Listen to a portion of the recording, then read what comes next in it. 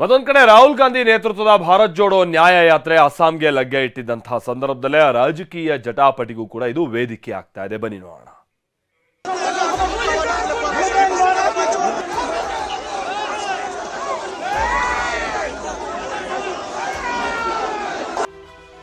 ಅಸ್ಸಾಂನಲ್ಲಿ ರಾಹುಲ್ ಯಾತ್ರೆಗೆ ಅಡ್ಡಿ ಹೈ ಡ್ರಾಮಾ.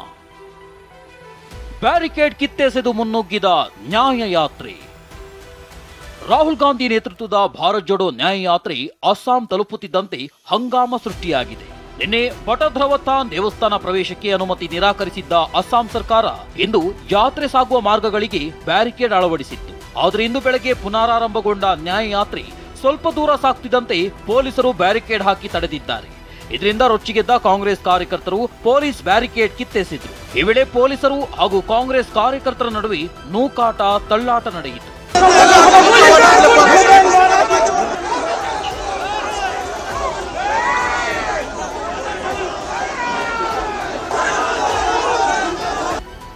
ಈ ಬಗ್ಗೆ ಟ್ವೀಟ್ ಮಾಡಿದ ಅಸ್ಸಾಂ ಸಿಎಂ ಹಿಮಂತ್ ಬಿಸ್ವಾ ಶರ್ಮಾ ಇವೆಲ್ಲ ನಕ್ಸಲ್ ತಂತ್ರಗಾರಿಕೆ ಅಂತ ತಿರುಗೇಟು ಕೊಟ್ಟಿದ್ದಾರೆ.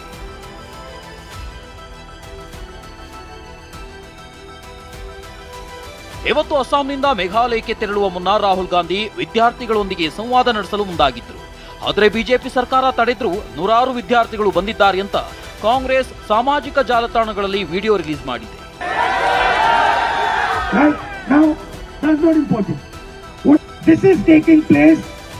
ವಿದ್ಯಾರ್ಥಿಗಳ ಜೊತೆ ಸಂವಾದದ ವೇಳೆಗೆ ಹೇಮಂತ್ ಶರ್ಮಾ ವಿರುದ್ಧ ವಾಗ್ದಾಳಿ ನಡೆಸಿದ ರಾಹುಲ್ ಗಾಂಧಿ ವಿದ್ಯಾರ್ಥಿಗಳನ್ನು ಭೇಟಿಯಾಗಲು ಅಡ್ಡಿಪಡಿಸುತ್ತಿದ್ದಾರೆ ಅಂತ ಹೇಳಿದರು. ಇನ್ನು ಸುದ್ದಿಗೋಷ್ಠಿಯಲ್ಲಿ ಮಾತನಾಡಿದ ರಾಹುಲ್ ಗಾಂಧಿ ತಮ್ಮ ಯಾತ್ರೆಗೆ ಅಸ್ಸಾಂ ಸಿಎಂ ಹಿಮಂತ್ ಬಿಸ್ವಾ ಶರ್ಮಾ ಹಾಗೂ ಕೇಂದ್ರ ಗೃಹ ಸಚಿವ ಅಮಿತ್ ಶಾ ಅಡ್ಡಿಪಡಿಸಿದ್ದಾರೆ. ಇದರಿಂದ ನನಗೆ ಲಾಭ ಅಂತ ಹೇಳಿದ್ರು. देखिए एक्चुअली ये जो असम के चीफ मिनिस्टर यात्रा के अगेंस्ट कर रहे हैं, सबसे पहले इससे यात्रा का फायदा हो रहा है. जो पब्लिसिटी हमें शायद नहीं मिलती वो असम के चीफ मिनिस्टर और शायद उनके पीछे अमित शाह हमारी मदद कर रहे हैं, तो उससे तो हमारा फायदा ही फायदा है. और मेन इशू आज असम में यात्रा बन गया है. ठीक है, अब जहां तक मंदिर में जाने का रोकना, कॉलेज में जाने से रोकना, अब यहाँ पे पद यात्रा रुकवानी, ये तो इनकी स्टाइल है. इंटिमिडेशन टैक्टिक्स है. हम इंटिमिडेट नहीं होते इन लोगों से, इनसे डरते नहीं है.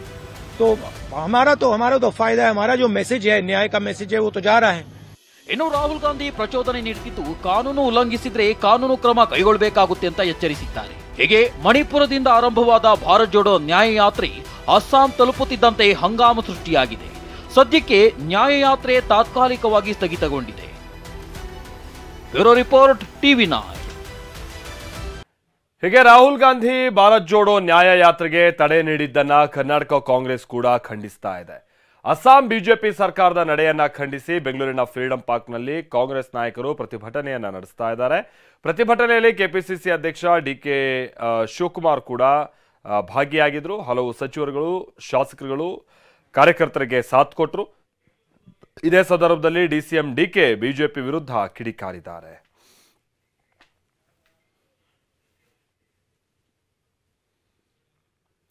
ಬೆಂಗಳೂರು ಮಾತ್ರ ಅಲ್ಲ, ರಾಯಚೂರು, ಶಿವಮೊಗ್ಗ ಸೇರಿದ ಹಾಗೆ ರಾಜ್ಯದ ಹಲವೆಡೆಯೂ ಕೂಡ ಕಾಂಗ್ರೆಸ್ ಕಾರ್ಯಕರ್ತರು ಪ್ರತಿಭಟನೆಯನ್ನ ನಡೆಸಿದ್ದಾರೆ. ಅಸ್ಸಾಂನ ಬಿಜೆಪಿ ಸರ್ಕಾರದ ವಿರುದ್ಧ ಧಿಕ್ಕಾರವನ್ನ ಕೂಗಿ ಆಕ್ರೋಶವನ್ನ ಹೊರಹಾಕಿದ್ದಾರೆ. ಕಾಶ್ಮೀರದವರೆಗೆ 4000 ಕಿಲೋಮೀಟರ್ ಬೇರೆ ಬೇರೆ ಅಸ್ಸಾಂ ಮುಖ್ಯಮಂತ್ರಿಗಳಿಗೆ ಅಸ್ಸಾಂ ಬಿಜೆಪಿ ಸರ್ಕಾರಕ್ಕೆ ಪಾದಯಾತ್ರೆನ ಅಡ್ಡ ಆಗ್ತಕ್ಕಂಥದ್ದು ಇದೆಯಲ್ಲ, ಅದು ನನ್ನ ವ್ಯಕ್ತಿ ಸ್ವಾತಂತ್ರ್ಯವನ್ನು ಕಸ್ಕೊಳ್ತಕ್ಕಂಥದ್ದು ಪ್ರಯತ್ನ.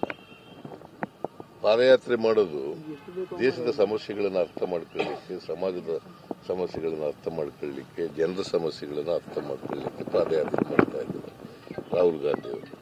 ಅದನ್ನ ತಡೆ ಓಡ್ತಕ್ಕಂಥ ಕೆಲಸವನ್ನ ಭಾರತೀಯ ಜನತಾ ಪಕ್ಷದ ಕೆಲವು ಪುಂಡ್ರುಗಳು ಮಾಡ್ತಾ ಇದ್ದಾರೆ.